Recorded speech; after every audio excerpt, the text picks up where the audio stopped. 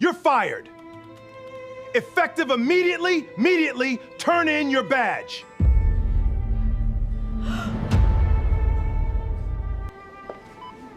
Marcus, are you aware?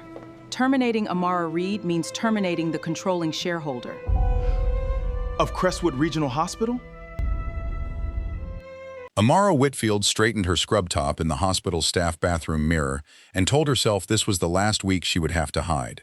For 8 months, she had worked the medical surgical floor of Crestwood Regional Hospital as a nurse named Amara Reed, clocking in before dawn and slipping out the side entrance so no one would connect her face to the portrait hanging in the boardroom upstairs.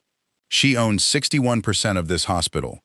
Her husband ran it every single day and did not know what had started as a quiet audit of suspicious spending had become something else entirely. And today, standing in that mirror, she felt the weight of everything she had learned pressing against her ribs like a held breath she could not release much longer. 2 questions had haunted Amara since the night she first opened the financial reports her grandmother left behind. Why was nearly $400,000 in hospital funds routed through a shell vendor with no employees and no deliveries? And why did her husband's name appear, quietly, on the approval line of every single one of those transfers? A third question had crept in more recently, uglier than the first 2. Who was Patricia Combs, and why did Marcus light up his phone screen and turn it face down every time her name appeared? Amara did not yet have all the answers, but she had a badge, a stethoscope, and a front-row seat to her own marriage. 6 years earlier, Amara Whitfield had been a promising internal medicine resident with no interest in hospital administration, and no idea her grandmother's modest neighborhood clinic would someday become a 300-bed regional hospital.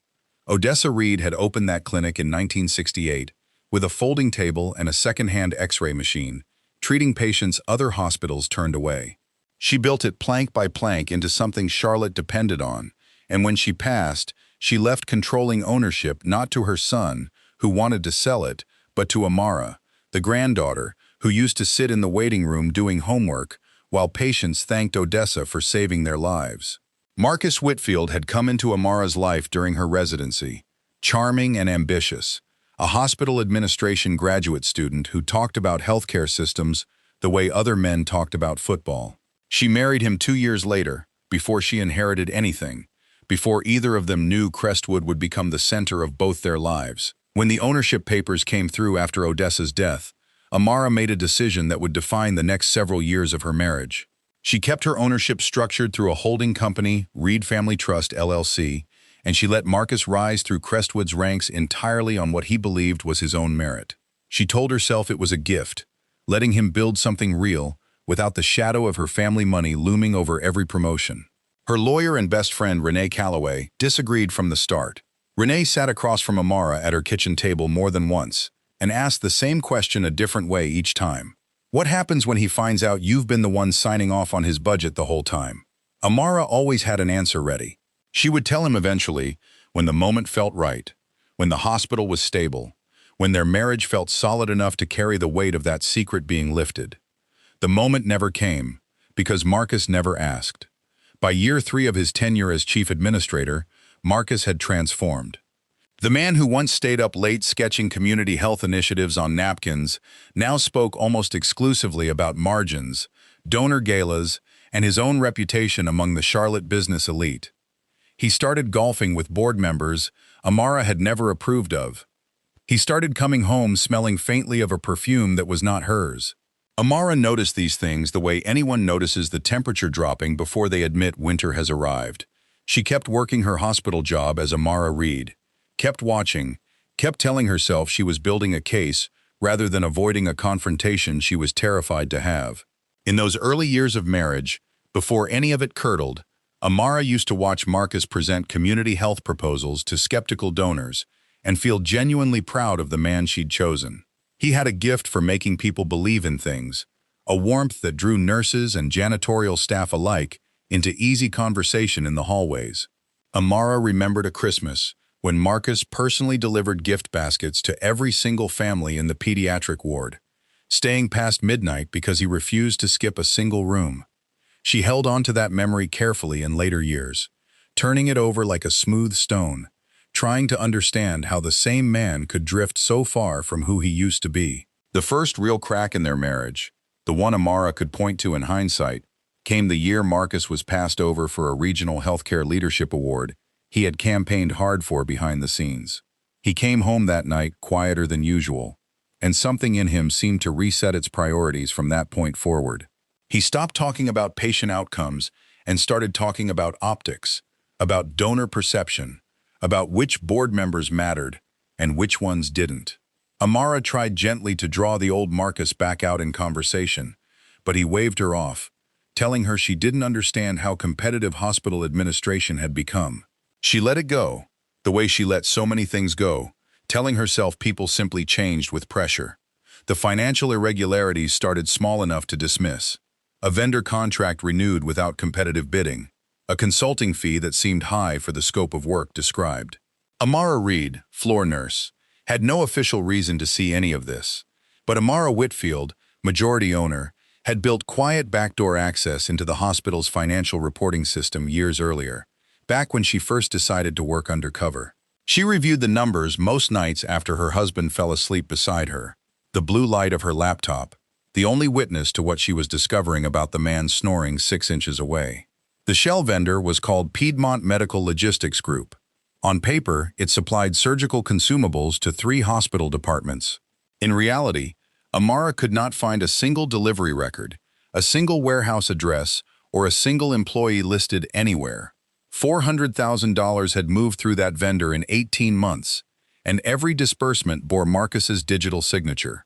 Amara sat with that discovery for 3 days before she brought it to Renee, who read the documents twice and then looked up with an expression Amara had never seen on her friend's face before. "This isn't sloppy management," Renee said quietly. "This is theft, and your husband's name is all over it." Amara pushed forward with her investigation, the only way she knew how. From the inside, one careful shift at a time. She befriended the hospital's accounts payable clerk, a soft-spoken woman named Yolanda, who had worked at Crestwood for 11 years, and noticed things nobody thought to ask her about. Over lunch breaks in the cafeteria, Yolanda mentioned, almost in passing, that the Piedmont Medical Logistics invoices always arrived the same way, hand-delivered by courier rather than through the normal digital procurement system. That single detail told Amara everything. Someone was deliberately keeping this vendor off the automated systems that would have flagged the missing paperwork within days. Yolanda proved more valuable to the investigation than Amara initially anticipated. Over the following weeks, the accounts payable clerk began quietly flagging anything that resembled the Piedmont pattern, invoices hand-delivered instead of processed digitally, approvals that skipped the usual second signature required for amounts over $50,000. Amara never told Yolanda who she really was. Not yet. But she made sure Yolanda's diligence was noticed by the right people, arranging through Renee for a merit bonus that Yolanda assumed came from ordinary hospital channels. It was a small kindness Amara could offer without blowing her cover, and it mattered to her that the people helping her were not left uncompensated for the risk. Living 2 lives inside the same building took a toll Amara had not fully prepared for. She grew practiced at the small performances undercover work required, laughing at jokes from coworkers who had no idea they were speaking to their own boss, biting her tongue during staff meetings when Marcus made decisions she knew were financially reckless. The hardest nights were the ones where she came home to him still wearing her scrubs, and he asked about her day the way a husband asks a wife, never suspecting that her day had included reviewing his own signature on documents that would eventually end his career. She sometimes wondered whether the marriage she was trying to protect by staying silent had already ended months earlier, and she simply hadn't allowed herself to see it. The deeper Amara dug, the more Patricia Combs kept surfacing at the edges of the story. Patricia worked as a pharmaceutical sales representative for a supplier Crestwood used, and her visits to the hospital had increased sharply over the same 18-month window the shell vendor payments spanned. Amara Reed, nurse, watched Patricia move through the executive floor with a familiarity that went beyond professional courtesy. Watched her disappear into Marcus's office for meetings that ran far longer than any pharmaceutical pitch required. Amara Whitfield, wife, felt something cold settle in her stomach that had nothing to do with hospital finances at all. The night everything nearly broke into the open came 3 weeks before what would become the worst professional humiliation of Amara's life. She confronted Marcus gently, testing the water, asking casual questions over dinner about Piedmont medical logistics and whether he was happy with their service. Marcus's face did something Amara had never seen before. A flicker of panic, quickly smoothed over with practiced calm. "Piedmont's fine," he said. "Why are you asking about vendor contracts? That's not really your department." The dismissiveness in his voice stung more than she expected. She was not just his wife asking an idle question. She was the owner of the building he sat in every single day, and he had no idea. Amara's sister-in-law, Dana Whitfield, sat on Crestwood's Community Advisory Board and had grown increasingly uneasy over the same period. Dana loved her brother, but she had also watched him change, watched the easy warmth he once had toward staff curdle into something colder and more transactional. Dana began quietly comparing notes with the one person at the hospital she trusted completely, a floor nurse named Amara Reed, who always seemed to ask sharper questions than her job title suggested. Neither woman knew, in those early conversations, that they were sisters-in-law sitting across a cafeteria table, pretending to be strangers, each one protecting a piece of the truth the other desperately needed. The night before it all came apart, Amara lay awake beside Marcus longer than usual, listening to his breathing even out into sleep, while her mind ran through the forensic report Renee had finalized that afternoon. She had scheduled a private meeting with Marcus for the following week, intending to sit him down away from the hospital and lay out everything she knew, giving him the chance to explain himself before she took any formal action. She had no way of knowing that the universe, or perhaps simply Marcus's own carelessness, would not wait that long. She fell asleep somewhere near 2 in the morning, unaware that in less than 8 hours, every careful plan she had made would become irrelevant. The morning it all came apart started like any other 12-hour shift. Amara clocked in at 6, checked her patients, and made her way toward the nurses' station, where the overnight charge nurse was handing off reports. She did not know that Marcus had scheduled an unannounced staff walkthrough that morning, one of his increasingly common displays of authority meant to remind everyone, board members included, exactly who ran daily operations at Crestwood. She did not know that a missing medication count from the previous shift, one she had nothing to do with, would become the excuse he needed to make an example of somebody in front of an audience.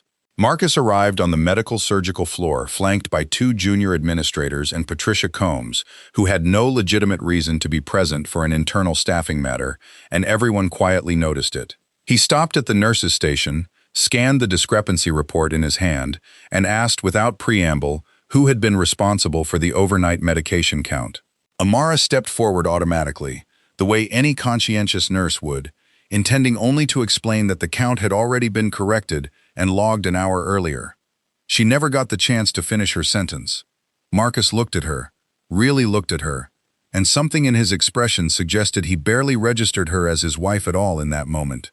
He saw only a nurse to make an example of. "You're fired," Marcus said, loud enough for the entire nurses' station to hear, loud enough for patients' family members waiting nearby to look up from their phones. "Effective immediately. Turn in your badge." The words landed in the hallway like a slap. Amara felt every eye on the floor swing toward her, felt the particular horror of public humiliation flood through her chest, even though she knew, with absolute certainty, that this man had no authority whatsoever to remove her from anything. She was not simply an employee he could dismiss on a whim. She was the reason his salary existed, and he had just tried to erase her from the building she owned, in front of 30 witnesses, without a flicker of recognition that anything was wrong with what he'd done. For one long, suspended moment, Amara said nothing at all. She thought about Grandma Odessa's folding table, about the years she had spent quietly watching Marcus build a version of himself she barely recognized, about every night she had chosen silence over confrontation, because she wanted their marriage to survive on something other than her money and her name. She thought about Patricia Combs standing 3 feet behind her husband with an expression that was trying very hard not to look satisfied. And she thought, with sudden and total clarity, that the moment she had been waiting for, the right moment to reveal the truth, had just arrived whether she was ready for it or not. Renee Calloway walked onto the floor 40 minutes later, carrying a leather folder that every senior administrator at Crestwood recognized on site, because it was the same folder used for board-level ownership disclosures. She had been Amara's standing arrangement for exactly this scenario, a contingency neither woman ever expected to actually use. Renee did not raise her voice. She simply asked Marcus, in front of the same nurses' station audience, whether he was aware that terminating Amara Reed constituted terminating a controlling shareholder of Crestwood Regional Hospital. The color drained from Marcus's face so completely that one of the junior administrators later described it, to anyone who would listen, as the moment he watched a man's entire understanding of his life collapse in real time. Marcus's confusion turned to something close to physical illness, as Renee laid out the basic facts in measured, unhurried sentences. Amara Reed was Amara Whitfield. Reed Family Trust LLC, the entity holding 61% ownership of Crestwood Regional Hospital, was controlled entirely by his wife. Every performance review he had ever received, every raise, every promotion, had ultimately required sign-off from a woman he had just publicly fired for a medication discrepancy that had already been resolved before he arrived on the floor. Marcus turned to Amara, searching her face for some sign this was an elaborate misunderstanding, but there was no misunderstanding in her eyes, only 8 months of accumulated exhaustion and something harder underneath it that had not existed in their marriage before. The staff who witnessed the confrontation did not stay quiet, and within hours the story had traveled through every department at Crestwood. Some employees pieced together memories of Amara Reed, asking unusually specific budget questions during casual conversations, moments that suddenly made sense in retrospect. Others simply could not stop talking about the image of Marcus Whitfield, a man who wore his authority like a second skin, standing frozen in a hallway, while his own wife's attorney explained that he had just tried to fire the person who owned his paycheck. By the end of the day, the hospital's rumor mill had transformed an ordinary staffing dispute into the most talked-about moment in Crestwood's recent history. Amara did not go home that night. She checked into a hotel 3 miles from the house she shared with Marcus, needing distance to think clearly about what she had learned and what she intended to do about it. Renee joined her with a bottle of wine and the beginning of a much longer conversation about Piedmont Medical Logistics, about Patricia Combs, about the $400,000 that still needed a formal explanation. The public humiliation Marcus had inflicted on her, intentionally or not, had done something unexpected. It had freed Amara from years of hesitation. She no longer needed to find the right moment to reveal herself. The moment had found her, in the worst possible way, and now there was nothing left to protect by staying quiet. Marcus went home that night to an empty house, since Amara had already checked into her hotel by the time his shift ended. He sat alone in the kitchen where they had shared thousands of ordinary dinners, staring at his phone, drafting and deleting messages he didn't know how to send. For the first time since the confrontation, the full weight of what he'd done settled on him without an audience to perform for. He had built his entire professional identity on the belief that his success was his own, and in a single afternoon, he had learned that belief had been a story someone else allowed him to tell himself. Dana Whitfield called Amara that same night, voice shaking with a mixture of shock and something close to relief. She admitted she had suspected for months that her brother was involved in something he shouldn't be, admitted she had noticed Patricia Combs's growing presence around Marcus with a discomfort she had never voiced out loud. Dana offered Amara something no one else could, an insider's account of board meetings where Marcus had pushed hardest for vendor contracts that never quite made sense. Meetings where Patricia's pharmaceutical company had somehow always benefited from decisions Marcus championed. The pieces of the shell vendor scheme were finally arranging themselves into a complete picture, and Dana's information was the missing corner piece. Over the following week, Amara moved with the same quiet precision that had defined her entire undercover investigation. She authorized a formal forensic audit of Piedmont Medical Logistics Group, using her full authority as majority owner for the first time since inheriting the hospital. The audit confirmed what Amara already suspected. Piedmont did not exist as a functioning business. It was a shell registered to an address that turned out to be a private mailbox facility, and the account receiving Crestwood's payments funneled directly into a joint account Marcus had opened with Patricia Combs 11 months earlier, an account neither of them had any legitimate business reason to share. The forensic accountants also uncovered something Amara had not anticipated, evidence that Patricia's actual employer, the pharmaceutical supplier, had no knowledge of her side arrangement with Marcus and considered it a serious violation of their own compliance policies. Patricia had been using her legitimate sales relationship with Crestwood as cover for an entirely separate and illegal scheme, one Marcus had apparently entered willingly once their personal relationship deepened beyond business. The affair and the embezzlement were not two separate betrayals. They were the same betrayal, woven together so tightly that unraveling one meant unraveling both, and Amara now held the thread to pull them completely apart. Marcus tried, in the days that followed, to reach Amara through every channel available to him. Phone calls she did not answer. Messages that oscillated between apology and justification, sometimes within the same paragraph. He claimed the Piedmont arrangement had started as a legitimate consulting relationship that spiraled beyond his control, though Amara noted grimly that the explanation conveniently ignored his own signature on every fraudulent disbursement. He claimed his relationship with Patricia was purely professional, a claim that collapsed the moment Renee produced hotel records the forensic investigation had also turned up, dates and locations that told their own unambiguous story.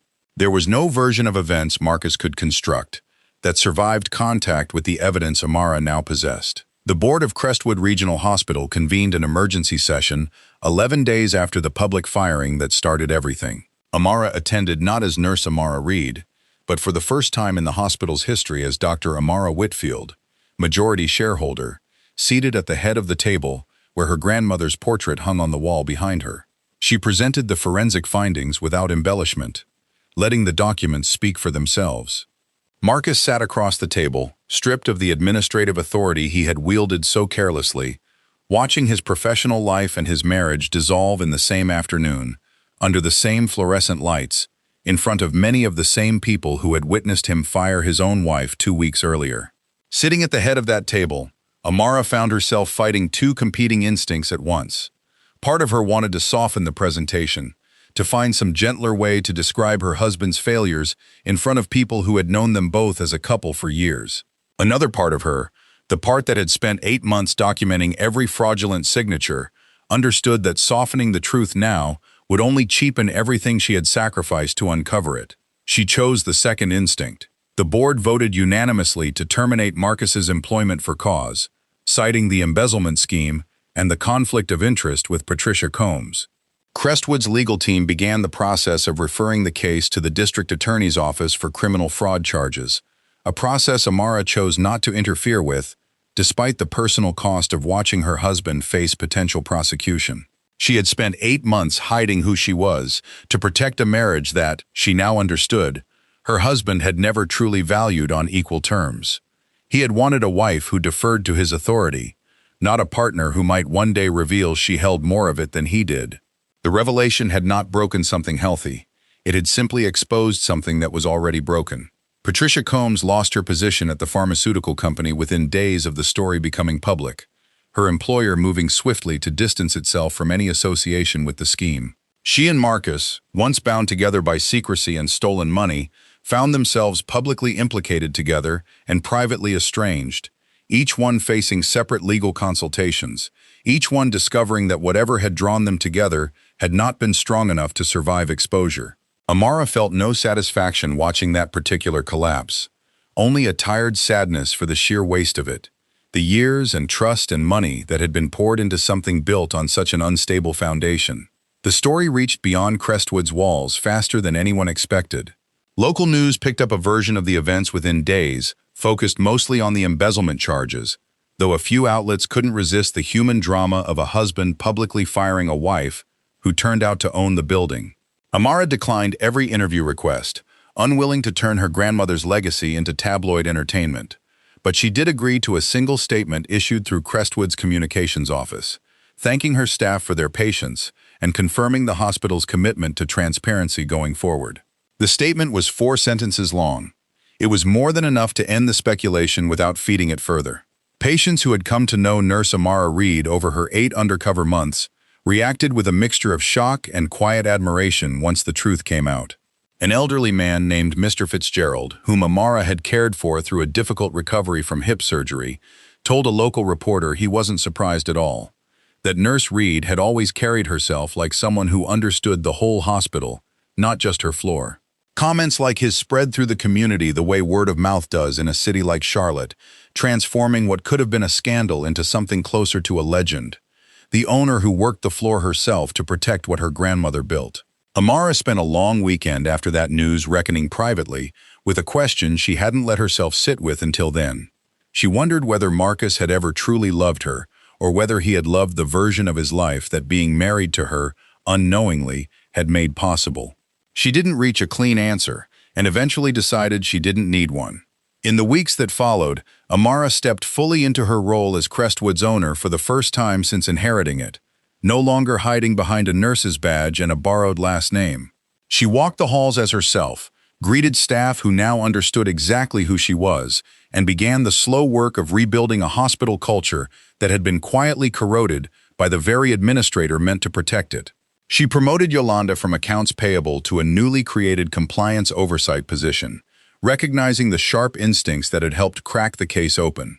She brought Dana onto the board in an expanded advisory role, grateful for a sister-in-law who had chosen honesty over blind family loyalty when it mattered most. Yolanda's promotion ceremony, small as it was, meant more to Amara than most of the formal board announcements that followed. She stood in the break room where she used to eat lunch, as Amara read, watching Yolanda accept her new title with the same quiet steadiness that had first caught her attention months earlier. Dana attended too, and the three women lingered afterward, trading small talk that felt easier now that none of them had anything left to hide. Renee Calloway became Crestwood's permanent general counsel, formalizing a partnership that had operated informally for years. Together, she and Amara implemented new financial controls specifically designed to prevent any single administrator from ever again having unchecked authority over vendor relationships, a safeguard built directly from the lessons of the Piedmont scheme. Amara also established a scholarship fund in her grandmother's name, offering nursing education to students from the same neighborhood Odessa Reed had first served with her folding table and second-hand X-ray machine, ensuring that whatever else had gone wrong in her marriage, the mission her grandmother built would only grow stronger. Marcus's criminal case moved through the courts over the following months, ending in a plea agreement that spared him a lengthy trial, but did not spare him consequences. He surrendered his hospital administration license, agreed to restitution, and accepted a probationary sentence that required regular financial monitoring for years to come. Amara did not attend his sentencing.